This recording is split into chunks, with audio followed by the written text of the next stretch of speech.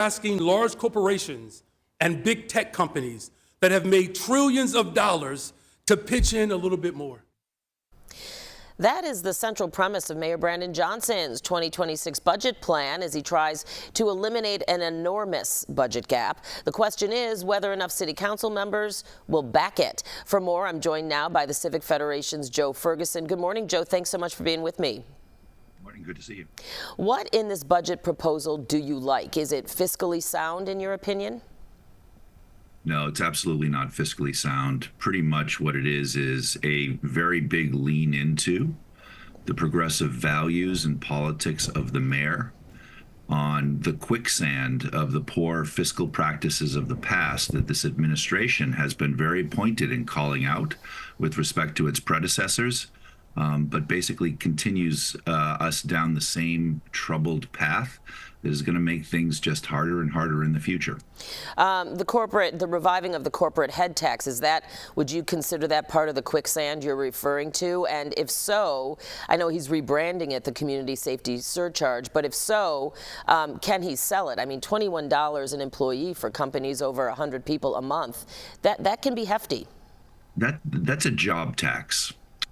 What we want is business to actually come to Chicago, expand operations, and hire Chicagoans. And in order to hire Chicagoans, they're going to have to pay a fee to the city. That's a disincentive. Whether or not, and we've had this discussion around the job tax for a very, very long time. It was sunsetted in 2011 after being on the books for many years.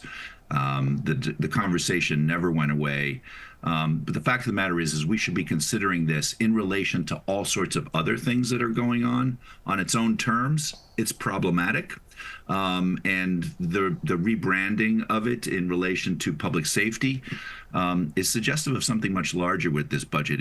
We're budgeting to a narrative rather than doing responsible budgeting and then let the politicians figure out what the narrative is that they want to tell about that actual fact on the ground story. But we're budgeting to a narrative, and that is not how we need to go about it.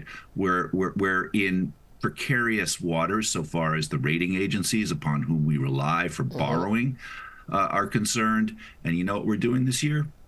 We're borrowing for operating costs in exactly the sorts of ways that this administration and its allies have criticized, rightfully so, past administrations for.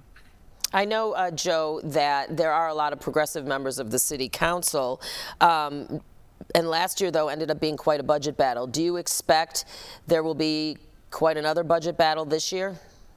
Oh, my goodness, yes. We've already started. And this is it's baseball playoff season.